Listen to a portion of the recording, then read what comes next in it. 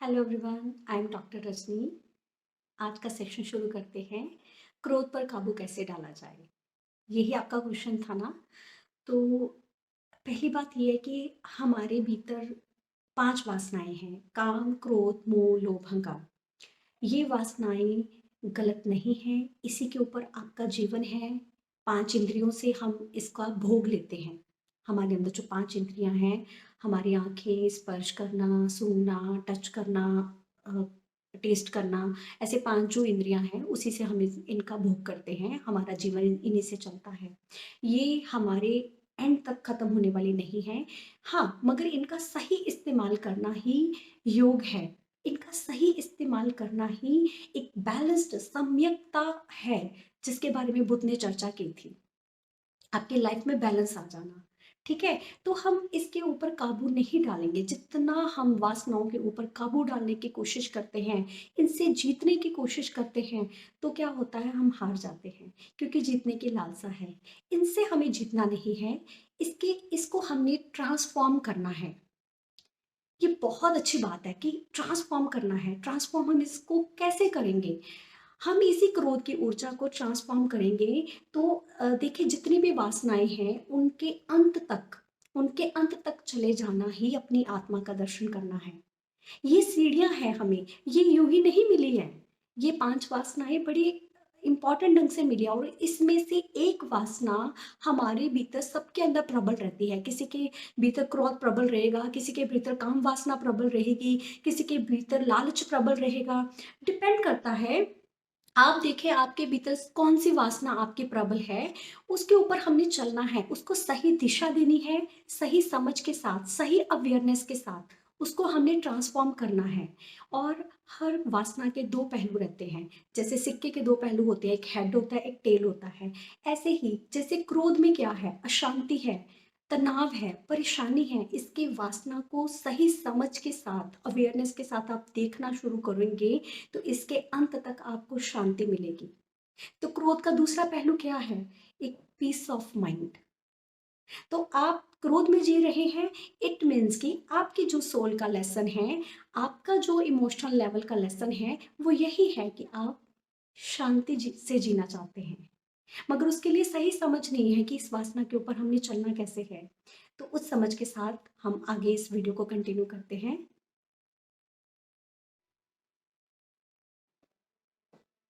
Okay, session को continue करते हैं। हम क्रोध को कैसे ट्रांसफॉर्म करें? पहली बात, इसका जो पहला स्टेप है, एक्सेप्ट इट रिस्पेक्टफुली। अपनी क्रोध को पूरी रिस्पेक्ट के साथ स्वीकार करें। क्यों? क्योंकि सबसे ज़्यादा अवेयरनेस क्रोध ही आपके भीतर जगाता है, और अवेयरनेस आपकी आत्मा का स्वभाव है। जहाँ पर ये क्रोध खत्म होगा, जहाँ पर ये क्रोध का आप जितनी गहरे से समझ पाएँगे, जब इसका अंत होगा, इसकी गहराई तक जाने का, तो क्या होगा, आपके भीतर बचेगी सिर्फ़ इसका जो दूसरा पहलू है, वो बचेगा पीस ऑफ माइंड, शांति। और वो शांति, जैसे क्रोध का अंत होगा उस शांति तक, तो वो शांति एक सूर्य के प्रकाश की तरह आपके जीवन में फैलना शुरू होगी। आपके मुख पे नज़र आएगी, आपकी आँखों पे नज़र आएँगी, आपके कामों से नज़र आएगी वो शांति। तो क्रोध को पूरी तरह जानने के बाद नज़र आएगी। तो उसका जो पहला है स्टेप, जब हम किसी चीज़ को ट्रांसफ़ॉर्म करते हैं, तो उसको तहे दिल से, पूरे सत्कार के साथ एक्सेप्ट कर लें, ठीक है? और 2-3 पॉइंट रहते हैं क्रोधी पर्सन के। जो एंगर करता है पर्सन, उसका जो पहला रहता है, वो खुद को एक्सप्रेस नहीं कर पाता। उसकी जो सबसे बड़ी ट्रबल होती है, वो अपनी बात को रख नहीं पाता। जब रख नहीं पाता, तो एक रिस्पॉन्ड होना होता है, वहाँ पे रिएक्शन हो जाता है, और दूसरों को लगता है ये बंदा क्रोधी है। उसकी समस्या ये है कि वो खुद को एक्सप्रेस नहीं कर पा रहा। दूसरी जो है, ये लोग बड़े ट्रू हार्टेड होते हैं। ये बड़े दिल के साफ होते हैं, जो होता है वो कह देते हैं, ठीक है? आगे जाकर इनकी टाइप्स बताती हूँ। और मगर इसका एक सतिंदर सरताज का सॉन्ग है ना, कि सिद्धे साधियां नु मिले महाराजगी, दिला दे ता बादशाह होंदे। ये बड़े दिल के साफ होते हैं, बड़े बड़े दिल वाले होते हैं, ठीक है? तो अपने आप को पूरी रिस्पेक्ट के साथ, और अपने क्रोध को भी पूरी रिस्पेक्ट के साथ स्वीकार करें, फिर हम इसको ईज़िली ट्रांसफ़ॉर्म कर पाएँगे।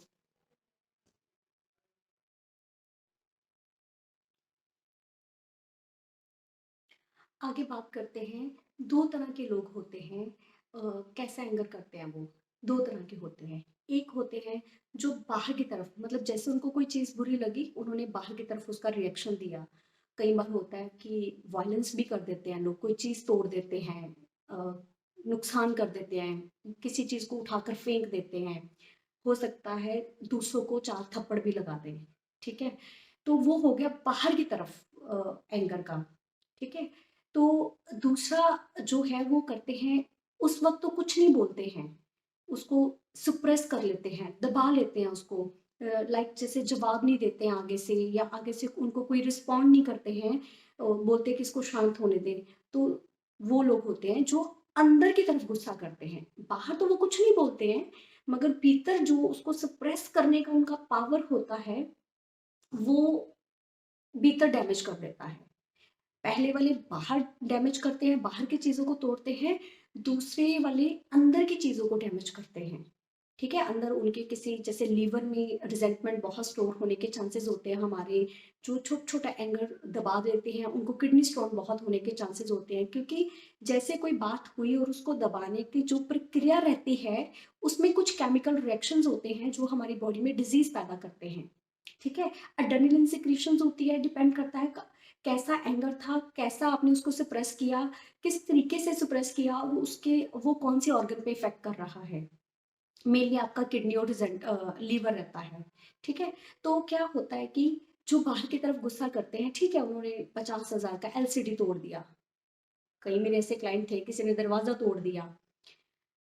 शक्ति सेंटर्ड हो जाती है, इकट्ठी हो जाती है और बहुत ज़्यादा ऊर्जा आ जाती है, लोग काफ़ी चीज़ें डैमेज कर देते हैं। मगर बाहर की लाखों भी चीज़ें डैमेज कर दी, इट्स ओके।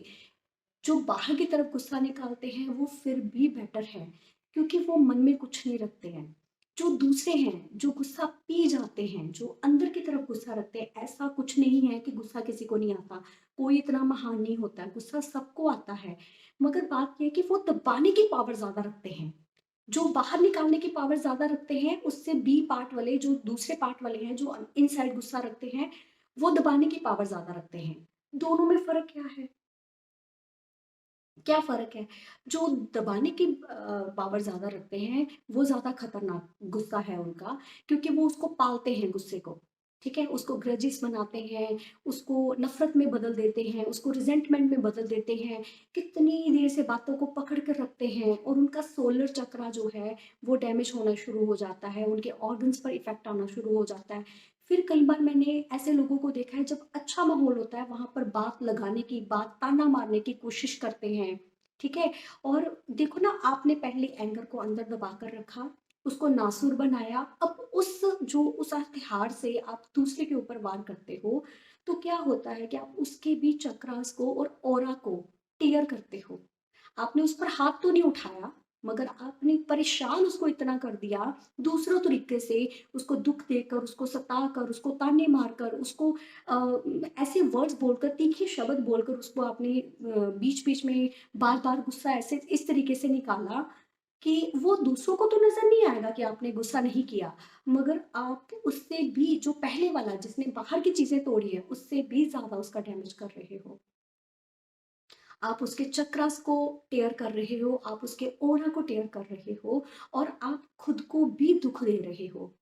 और जो खुद दुखी इंसान है, वो दूसरों को सुख नहीं दे सकता, वो दूसरों का अच्छा चाह ही नहीं सकता।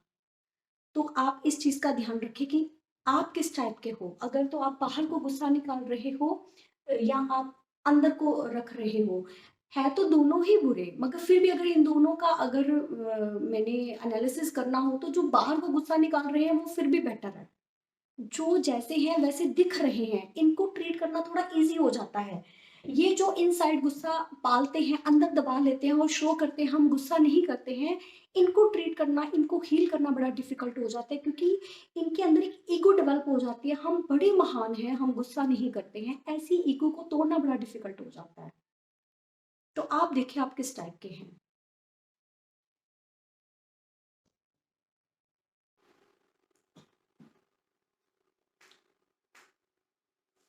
एक चीज़ मैं और बताना चाहती हूँ, जो भीतर की तरफ गुस्सा दबाते हैं, उनका एक पॉइंट ये रहता है कि वो लोग क्या करते हैं, कई बार आपने देखा होगा कि बिना कारण आपकी बातें, आपकी बुराइयाँ वो दूसरों से करते हैं। ये तो वैसा है, वो वैसा है। इसका एक छोटा-सा कारण है कि सीधे-सीधे अपना गुस्सा ना निकालने की वजह से वो एक अच्छा इंसान भी आपको बुरा लगना शुरू हो जाता है और आप उसकी बुराइयाँ दूसरों से करनी शुरू कर देते हैं। और ये आपकी पर्सनैलिटी का एक बहुत रॉन्ग तरीका है लोगों के सामने आने का, ये बहुत गलत चीज़ है। और दूसरी बात ये होती है, कई बार दूसरे लोग भी आप ही की बातों के, अगर आप एक फैमिली में अच्छे में हेड मेंबर हैं या कुछ एक ऐसे मेंबर हैं जिसको फैमिली सुनती है या दूसरे लोग जिसको सुनते हैं और वो भी आगे जाके आपके बारे में, मतलब उस पर्सन के बारे में वैसी बातें कर देता है, तो एक बहुत रॉन्ग इम्प्रेशन पड़ता है, क्योंकि दुनिया भी अपनी समझ से नहीं चलती है। दूसरों के बताए तरीके से हम दूसरों को समझने की कोशिश करते हैं, ये बहुत ट्रबल वाली बात हो जाती है। काफ़ी लोगों को बहुत सारा नुकसान फाइनेंशियली, मेंटली, इमोशनली और कई बार होता है कि उनके प्रोफेशन में भी उनको झेलना पड़ता है। तो आप अपने अगर अगर आपको गुस्सा है, अगर सीधे से रख पाते हैं, ठीक है, नहीं रख पाते हैं, तो इसके लिए कोई सॉल्यूशन निकालते हैं ताकि हम दूसरों का नुकसान ना कर सकें। एक बात के लिए कभी गुस्सा आया हो, उसका उसको सारी उम्र पनिशमेंट ना करें। ठीक है? तो उसका सॉल्यूशन क्या है? सबसे पहले हम बात करेंगे, आर यू विलिंग? क्या आप विलिंग हैं अपने एंगर को ट्रांसफ़ॉर्म करने के लिए? क्या आप विलिंग हैं? आप मानते हैं कि मुझे गुस्सा आता है और मैं इसको ट्रांसफ़ॉर्म करूँ? पहले सबसे बड़ी बात, हमारा मन जहाँ पर अड़ता है, मैंने बड़े क्लाइंट्स को देखा है, कहीं तो बहुत ईज़िली मान, जो बाहर को गुस्सा निकालने वाले हैं ना, वो तो सरेंडर कर देते हैं कि मैम आप जैसा बोलोगे वैसा करेंगे। और जो गुस्सा अंदर रखते हैं ना, अंदर सुप्रेस करते हैं, वो पहली बात तो मानते ही नहीं है कि हम गुस्सा करते हैं। उनको तोड़ना बड़ा मुश्किल हो जाता है हम लोगों के लिए। तो पहले आप देखेंगे, आर यू विलिंग? आप अपने आप से ये क्वेश्चन करेंगे। अगर आप विलिंग हैं, तो नेक्स्ट स्टेप ये है कि आप एक्सेप्ट करें कि आप गुस्सा करते हैं। ठीक है? अब आप अच्छे इंसान हैं, क्योंकि अभी ये जो एंगर दिख रहा है ना, जब ये ट्रांसफ़ॉर्म होगा ना, आपके जैसा अच्छा इंसान मिलेगा नहीं इन लोगों को, ठीक है? तो आप एक्सेप्ट करें इसको। दूसरा, अगर हमने एक्सेप्ट कर लिया तो ट्रांसफ़ॉर्म तो वो हो गई। Are you willing? हम उसको एक्सेप्ट कर रहे हैं, अब हम उसको ट्रांसफ़ॉर्म कर रहे हैं। ट्रांसफ़ॉर्म में 2 स्टेप रहेंगे आपके। सबसे पहले क्या होता है कि जो एंगर करते हैं हम, मान लो हम कई सालों से एंगर कर रहे हैं, हमारा स्वभाव है वैसा एंगर करना, तो क्या होता है कि एड्रेनलिन की इतनी ज़्यादा सिक्रीशन आपकी बॉडी में हो चुकी होती है, आपके ग्लैंड्स उस हार्मोन से बहुत फिल अप हो चुके होते हैं, उनकी एक पर्टिकुलर फ्रीक्वेंसी बह रही है अब आपकी एनर्जी में, एंगर की।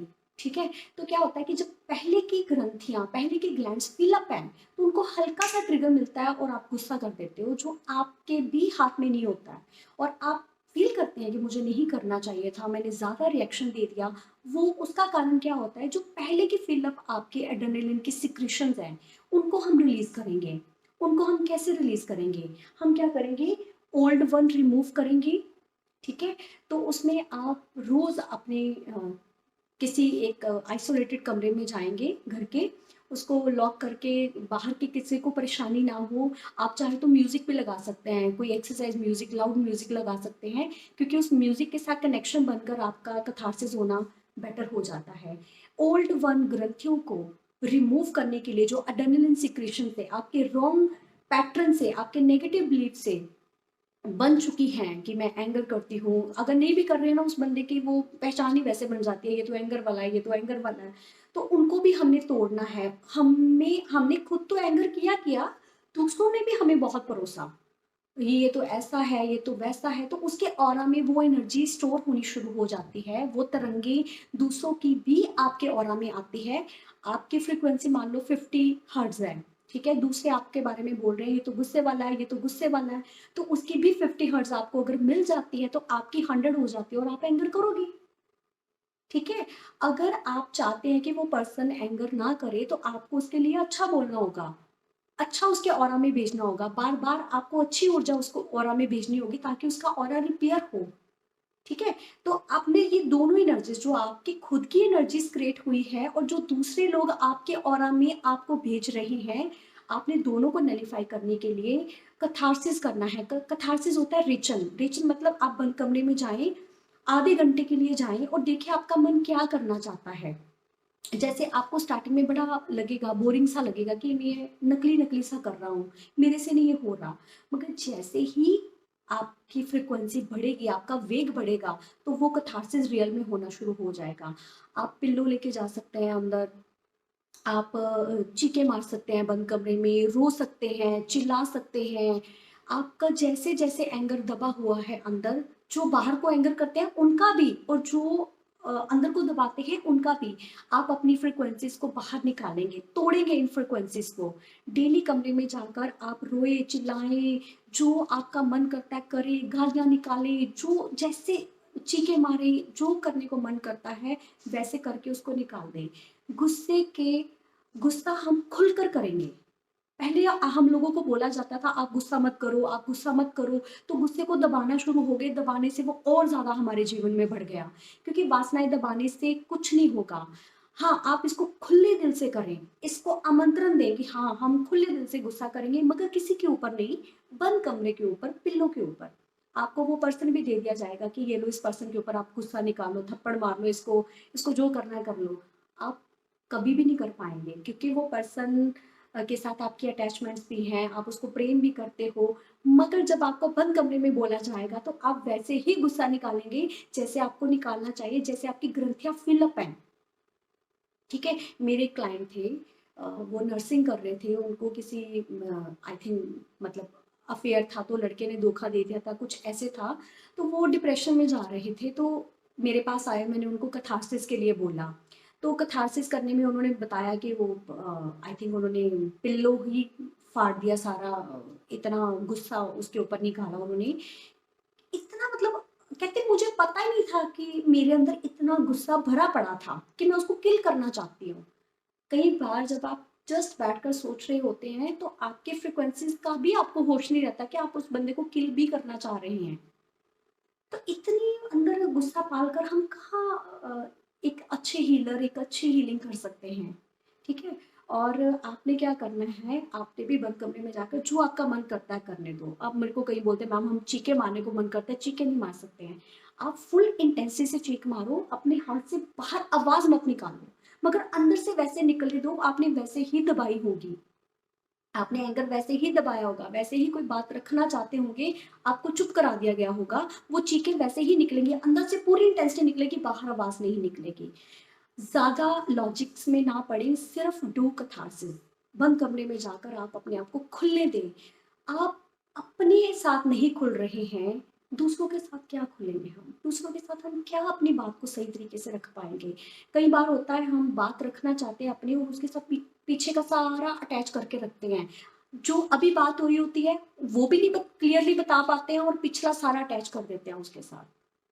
इस चीज़ का ध्यान रखिए, जैसे-जैसे आप कैथार्सिस करेंगे, दूसरों की तरंगे जो आपके ऑरा में मिली हैं, वो टूटेंगी, आपकी ग्रंथियाँ साफ़ होंगी। आप अपने जो ऐसा नहीं कि आपको एंगर नहीं आएगा, पूरा जीवन पड़ा है, पूरे जीवन ये वासना काम करेगी। एंगर के ऊपर आपका पूरा कंट्रोल हो जाएगा। आपको पता होगा, मैं कितना कर रही हूँ, क्यों कर रही हूँ, वहाँ पे फुल स्टॉप लगाना है, इतने करने से मेरा काम बन जाएगा। आपकी मालिकियत हो जाएगी आपके एंगर के ऊपर। ऐसा नहीं है कि बच्चों के साथ हमें गुस्सा नहीं करना पड़ता, कई बार हमें करना पड़ता है गुस्सा, मगर पूरा वेग नहीं आ जाएगा, हम आउट ऑफ कंट्रोल नहीं हो जाएँगे। हमें पता होगा हमारी टोन इतनी हाई है, इतनी क्यों हाई है। तो ये भी बहुत बड़ी समझ है, ये बहुत बड़ा ट्रांसफ़ॉर्म है। ज़रूरत पड़ने पर हम अपनी मर्ज़ी से गुस्सा कर रहे हैं। आप लोगों के कहने पर या आप लोग हमें उँगली कर देते हैं और हम मतलब अपना रिमोट कंट्रोल आपके हाथ में पकड़ाकर वैसा ही नाचना शुरू कर देते हैं। कई लोग ऐसे भी रिवेंज लेते हैं पता आपको, कि आपको देख लेते हैं ये गुस्से वाला है, आपके प्रोफ़ेशनल लाइफ़ में लोग आपको थोड़ा-सा ऐसे हिलाते हैं और आप हिल जाते हैं, आप पूरा अपना तमाशा दिखा देते हैं, फिर लोग आपको यूज़ करते हैं, आपकी इमेज को बैड करते हैं। इसी को तो बोलते हैं जो अंदर गुस्सा दबाते हैं वो इस तरीके से निकालते हैं। तो ये भी आपकी इमेज के लिए खराब है। आपका कंट्रोल हो जाए, आपको पता हो कि कौन मुझे किस बात के लिए गुस्सा दिला रहा है और मुझे कितना करना है, करना नहीं है। ठीक है? तो ये होगा जब आप ओल्ड वन ग्रंथियों को, ओल्ड वन एड्रेनलिन सिक्रेशन को रिमूव करेंगे, आपको कम से कम 3 मंथ करना होगा ये। पहले आप रेगुलर करेंगी, फिर आप हफ्ते में 2 बार कर सकते हैं, हफ्ते में 1 बार कर सकते हैं, या फिर आप अपना टाइम पकड़ेंगे मुझे कब गुस्सा आ रहा है, थोड़ा काम को डिले कर दीजिए और जो भी आपको ईजिली वॉशरूम, स्टोर रूम कुछ भी ईजिली अवेलेबल वहाँ पर मिले तो आप उसको निकाल आएँ गुस्से को, ठीक है? और दूसरा है न्यू वन। अब पहला क्या है कि पहले हमने ग्रंथियाँ साफ किया एड्रेनलिन सिक्रीशन की, अब हमारे पैटर्न्स भी बने हुए हैं सबकॉन्शियस में, हमें कुछ पर्टिकुलर बातों को लेके गुस्सा आ ही जाता है। जैसे कि मेरा काम टाइम पे नहीं हुआ, या बच्चों ने खलारा डाल दिया, कुछ ऐसी छोटी-छोटी बातें जिनका आपके माइंड में एक हैबिट बन चुकी है, आपकी आदत बन चुकी है उसको लेके। तो उसको तोड़ने के लिए हम क्या करेंगे, न्यू वन आने नहीं देंगे। आप ओल्ड वन तो निकाल रहे हैं, बंद कमरे में जाकर आप रिचुअल कर रहे हैं, कैथारसिस कर रहे हैं। न्यू वन को लिए आप ध्यान में रखेंगे, जैसे मान लो किसी ने कोई कड़वी बात कह दी और आपको गुस्सा आ गया, तो आप क्या करेंगे, इसका फ़ायदा उठाएँगे। आप क्या करेंगे, इसको एक्सरसाइज में कन्वर्ट कर देंगे। ये एंगर जो एड्रेनलिन सिक्रीशन जिसने जमा करनी थी आपकी बॉडी में, वो क्या करेंगे, आप उसको स्ट्रेचिंग और एक्सरसाइज में कन्वर्ट कर कर उसको ब्यूटी में कन्वर्ट कर देंगे। जैसे आपको किसी ने गुस्सा कर दिया और आप अपने बाजू को मचकोड़ रहे हैं, अपनी टांगों को मचकोड़ रहे हैं, मतलब आप अपनी बॉडी को टेंस कर रहे हैं थोड़ी देर के लिए, उसके बाद आप रिलीज कर देंगे, ठीक है? जैसे भी आपको अपनी बॉडी में टेंशन, आपको किसी ने गुस्सा दिलाया, अपने बॉडी को टेंस किया, फेस को भी टेंस किया, लेग्स को भी टेंस किया और रिलीज कर दिया, फिर टेंस किया, फिर रिलीज कर दिया, 2-4 बार करेंगे। एंगर एक्सरसाइज बन गया, एक्सरसाइज ब्यूटी बन गई। आपके फेस पे एक रेडनेस, एक चार्मनेस आनी शुरू हो जाएगी, उस ब्यूटी का कोई कंपैरिजन नहीं है किसी भी फेशियल के साथ, ठीक है? तो आप ये दोनों चीज़ें करेंगे, ओल्ड वन रिमूव करेंगे कैथारसिस के साथ और न्यू वन बनने नहीं देंगे, उसके लिए अवेयर रहेंगे, जब गुस्सा आएगा तभी आप टेंस थोड़ी देर इधर-उधर जाकर अपनी बॉडी को स्ट्रेच कर कर, टेंशन क्रिएट कर कर रिलीज़ कर देंगे। ये दोनों चीज़ें करने के बाद एक समा एक टाइम ऐसा आएगा जब खालीपन आएगा, अब गुस्सा नहीं आ रहा है, ठीक है?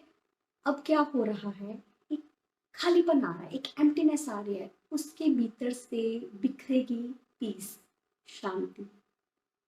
आप काम करेंगे, बड़े मज़े से करेंगे, बड़ी शांति से करेंगे, क्योंकि गुस्सा कर कर के आप हाइपर सेंसिटिव हो चुके थे पहले। थोड़ा सा भी कोई कुछ कहता था तो बहुत गुस्सा आ जाता था, अब ओल्ड वन भी रिमूव कर लिया है, जो नई बातों पर गुस्सा आ रहा था साथ साथ में उसको भी रिमूव कर रहे हैं। अब एक खालीपन है, एक शांति है, गहरी शांति, जैसे सागर के ऊपर लहरें बड़ा शोर करती हैं, मगर थोड़ा सा भीतर जो डाइविंग वाले जाते हैं ना, थोड़ा सा भीतर वहां पे बिल्कुल स्टिलनेस होती है, एकदम शांति। एक क्रोधी आदमी या क्रोधी पर्सन इतना शांत हो जाता है, उस शांति से वो आपके चेहरे से बिखरेगी, वो आपके बॉडी से बिखरेगी, वो आपके कामों में बिखरेगी और दूसरों को भी मिलनी शुरू होगी। आप खुद तो हील हुए, आपने थोड़ा-सा अपनी बॉडी को तनाव में दिया, थोड़ा परेशान हुए, मगर अब आप खुद तो हील्ड हैं, दूसरों को भी आपसे ड्रॉप आउट होनी शुरू होगी।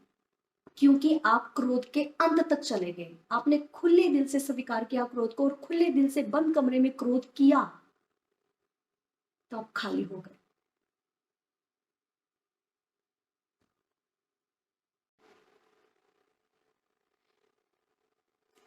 लास्ट बात और है, हम देखो इतना काम कर रहे हैं, हम एक्सरसाइज कर रहे हैं, हम कैथारसिस कर रहे हैं, हम अवेयर रह रहे हैं, फिर भी गुस्सा आ गया क्योंकि पुराने पैटर्न है, जाते जाते जाएंगे।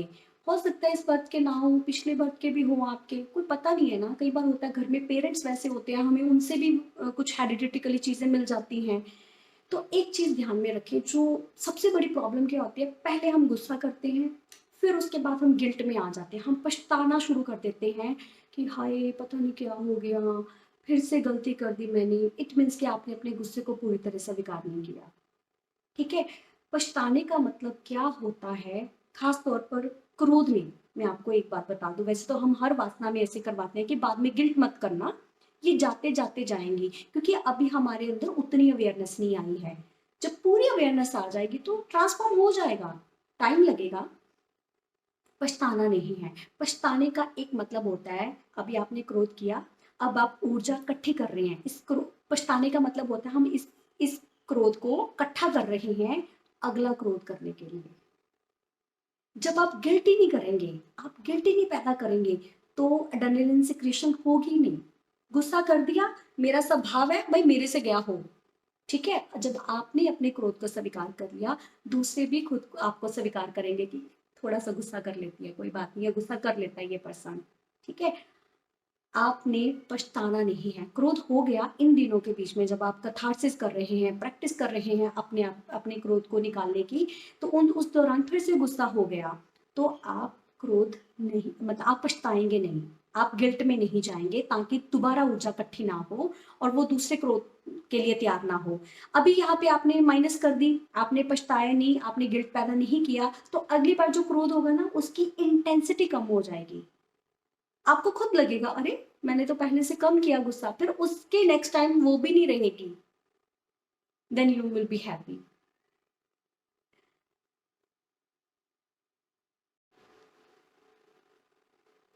एक और चीज़ है कि आप लोग बहुत प्रैक्टिस कर रहे हैं क्रोध के ऊपर, आपने कथारसिस भी कर लिया। मेरे पास काफ़ी ऐसे क्लाइंट्स आते रहे हैं कि जो बोलते थे कि मैम हमें पता ही नहीं चलता कि हमने कथारसिस, मतलब हमने एंगर कर लिया, और हम इतना मेहनत भी कर रहे हैं, हम कथारसिस भी कर रहे हैं, मगर फिर से वैसा हो जाता है। आप कथारसिस कंटिन्यू रखें, कथारसिस बंद ना करें। आप अपनी इंटरेस्टिंग वर्क जो भी आप कर रहे हैं वो भी कंटिन्यू रखें, उससे भी गुस्सा डाइवर्ट हो जाता है। आप जो इम्पोर्टेंट चीज़ है, क्या होता है धरती पे, हमारी अर्थ पे 3 एनर्जीज का फैलाव है। एक है रजस, तमस और सात्विक, ठीक है। जैसे हम होते हैं, अगर हम अ, तमस हैं, मतलब हमारे भीतर राक्षसी ज़्यादा गुण हैं, नॉन वेजिटेरियन हैं, गुस्सा बहुत करते हैं, शराब बहुत पीते हैं, मारते पिटाई करते हैं, ऐसे राक्षसी मतलब गुण हैं, तो वैसी एनर्जीज आपकी तरफ अट्रैक्ट होगी। वो लोग क्या कहते हैं कि आज एक ही पैक पियेंगे, 2 पैक पियेंगे, मगर पूरी बॉटल पी जाते हैं। आपको पता है ऐसा क्यों होता है? और कई बार वो बोलते हैं कि आज के बाद मैं ऐसा नहीं करूँगा, मैं क्रोध नहीं करूँगा, फिर हमसे क्रोध हो जाता है। अगर आप रजस है, रजस होता है सात्विक और राक्षसी जाति के दोनों के थोड़े-थोड़े मिक्सचर, आप थोड़े-थोड़े अच्छे भी हो, थोड़े-थोड़े राक्षस जाति के भी हो, तो आपके साथ वैसी एनर्जी से अट्रैक्ट हो जाती हैं जो बिल्कुल सात्विक हैं, जैसे मेडिटेटर्स हैं, स्पिरिचुअल हैं, हीलिंग्स कर रहे हैं, उनके साथ वैसी एनर्जीज अट्रैक्ट हो जाती हैं, क्योंकि एनर्जीज का एक रोल होता है, वो कनेक्ट होती जाती हैं। जैसे हम फोन पे बात करते हैं तो सिग्नल कनेक्ट होकर ही हमारी बात होती है।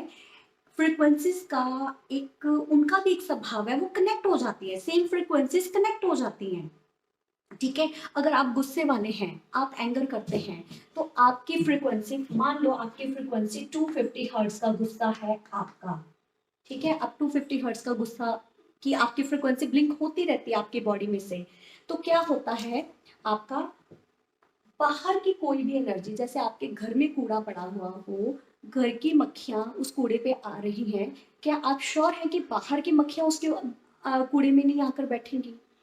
अगर आपने एंगर अंदर रखा हुआ है, एंगर की एनर्जी ब्लिंक हो रही है, अगर उस फ्रीक्वेंसी के साथ बाहर किसी भी उस ऊर्जा की, एलिमेंटल एनर्जीज की, जिनके पास शरीर नहीं है, जिनको हम एंटाइटीज बोलते हैं, उनकी फ्रीक्वेंसी के साथ आपकी फ्रीक्वेंसी मैच हो जाती है, शराब पीने की, नशा करने की, एंगर करने की, ऐसी एनर्जीज को अगर उनको पता चल जाता है कि, क्योंकि वो फ्रीक्वेंसी से कैच हो जाती हैं, तो वो आपके ऑरा में आ जाती हैं, क्योंकि आपकी जो फ्रीक्वेंसी, आपके एंगर करने की फ्रीक्वेंसी आपके ऑरा को टेयर कर देती है, खोल देती है, उसमें शेड कर देती है आपके ऑरा में। आपके घर की खिड़कियां दरवाजे खुले होंगे, तो मैं ये तो नहीं कह सकती कि कोई चोर नहीं आएगा, कोई एनिमल नहीं आएगा, कोई आपका नुकसान नहीं करके जाएगा। आपके बार बार एंगर करने की वजह से आपका ऑरा फट जाता है, और कथारसिस करने से क्या होगा, आपका ऑरा फिर से रिपेयर होना शुरू होगा, क्योंकि आपने वो जो ब्लिंकिंग एनर्जी आपकी बॉडी से जो ब्लिंक करती है, जो आपकी एनर्जी फील्ड में जाती है, वहीं से वो टूट जाएगी, और आपका ऑरा रिपेयर होना शुरू हो जाएगा। अब आपकी खिड़कियां दरवाजे हमने लगवा दिए हैं, सील कर दिए हैं, शीशे लग चुके हैं, तो कौन सी बाहर की आंधी के पत्ते गंदे, या कोई डस्ट, या फिर कुछ ऐसी चीजें, कोई एनिमल कुछ आपके घर में आ नहीं सकता। आपकी एनर्जीज के अकॉर्डिंगली आप कैसे हैं, रजस है, सात्विक है, तमस है, वैसे ही आप बाहर की ऊर्जा को भी अपने साथ अट्रैक्ट कर लेते हैं। और ऑरा में वो बोलते हैं 1 से लेकर 1000 एंटाइटीज एलिमेंट एनर्जीज आ सकती हैं। ऐसा कुछ नहीं है, डिपेंड करता है कि आपका ऑरा कितना टेढ़ा है। अब ये एनर्जीज को कोई काम नहीं है, ये हमारे प्लेनेट में रह रही हैं। तो क्या होता है कि अ, इनको रस मिलता है, ये आपके ऑरा से आपको क्रोध करवाती हैं, आपको इतना बेहोश कर देती है कि आप चीज़ें तोड़ देते हैं, दरवाजे तोड़ देते हैं, किसी का नुकसान कर देते हैं, किसी को मारने तक आ जाते हैं। तो वो यही एनर्जीज करवाती हैं। और कई बार होता है जैसे ये एनर्जी आपके ऑरा को छोड़कर जाती है, आप होश में आते हैं तो बोलते हैं मैंने ऐसे किया, ये मैंने ऐसे बोला, मैं तो ऐसा नहीं बोल सकता, मैं तो ऐसा नहीं कर सकता। आपका रंग चेंज हो जाता है, आपके हाव भाव चेंज हो जाते हैं। ये एनर्जीज आपके ऑरा में आकर आपकी एनर्जी को खाती हैं, रस लेती हैं, चले जाती हैं और वो और पावरफुल हो जाती हैं। तो थोड़ा सा इस चीज पर भी आप ध्यान दें। इसके लिए हम नेक्स्ट वीडियो लेकर आएंगे, हीलिंग, हीलिंग फॉर एंगर। तो उसमें आप उस हीलिंग को सुनेंगे डेली, उसको 21 डेज 40 डेज प्रैक्टिस करेंगे जब तक आप अपने एंगर में नॉर्मल नहीं हो जाते। तो उससे भी आपकी जो एलिमेंटल एनर्जीज हैं, जो आपके सोलर में या और चक्रा में राज कर रही हैं, हम उनको रिलीज करेंगे। ठीक है। Thank you so much. Like और सब्सक्राइब करें मेरी वीडियो को। और भी जो भी आपको परेशानियां आ रही हैं वो मुझे कमेंट बॉक्स में लिखकर भेजें। Thank you.